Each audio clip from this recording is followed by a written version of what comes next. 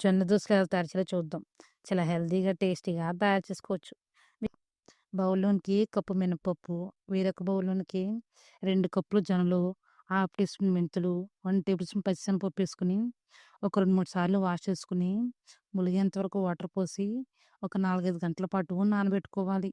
4, 5 గంటల తర్వాత మిక్సీ జార్‌లోనికి మనం నానబెట్టుకున్న జొన్నలేసుకొని, కొద్దిగా వాటర్ యాడ్ చేసుకొని, వీలైనంత మెత్తగా మిక్సీ పట్టుకోవాలి. ఇలా మిక్సీ పట్టుకున్న జొన్న పిండిని ఒక గిన్నెలోకి ట్రాన్స్‌ఫర్ చేసుకోవాలి. తర్వాత అదే మిక్సీ జార్‌లోకి మనం నానబెట్టుకున్న మినపప్పు కూడా ఏసుకొని, కొద్దిగా వాటర్ యాడ్ చేసుకొని, వీలైనంత మెత్తగా మిక్సీ పట్టుకొని, గిన్నెలోనికి ట్రాన్స్‌ఫర్ చేసుకోవాలి. మీరు కావాలంటే మనం మిక్సీ పట్టేటప్పుడు కొద్దిగా అటుకులు కూడా యాడ్ చేసుకోవచ్చు.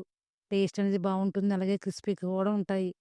నేను అటుకుల ప్లేస్‌లో కొద్దిగా పచ్చిశనగపప్పు అనేది ఏసాను. క్రిస్పీగా, టేస్టీగా ఉంటాయి. ఇవన్నీ ఒకసారి మిక్స్ చేసుకున్న తర్వాత, మనం ఇడ్లీ పిండి, దోస పిండి ఎలా అయితే ఒక రాత్రి మొత్తం పక్కన పెట్టుకుంటామో, అలానే పక్కన పెట్టుకోవాలి. ఒక రాత్రి తర్వాత పిండని ఇలా పులిసి ఉంటుంది. కొద్దిగా సాల్ట్ ఏసుకొని, ఒకసారి మిక్స్ చేసుకోవాలి. ఇందులో వాటర్ ఏమి పోయనవసరం లేదు. మీకు గనక పిండి మరీ గట్టిగా అనిపిస్తే గనక కొద్దిగా వాటర్ యాడ్ చేసుకోవచ్చు. స్టవ్ మీద పాన్ పెట్టుకొని, ఇప్పుడు దోసలేసుకోవడమే.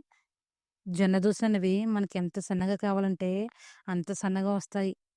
ఇలా ఒకవైపు మొత్తం పూర్తిగా డ్రై అయిపోయిన తర్వాత కొద్దిగా నూనె పోసుకొని రెండో వైపు టర్న్ చేసుకోవాలి. మీరు కావాలంటే నూనెని స్కిప్ చేసేయవచ్చు. మరోవైపు టర్న్ చేసుకొని ప్లేట్‌లోకి సర్వ్ చేసుకుంటమే. అంతేనండి. ఎంతో ఈజీగా, టేస్టీగా, హెల్తీగా జొన్న దోసలు రెడీ. మీకెవరికైనా ఇస్తే గనక ఒకసారి ట్రై చేయండి.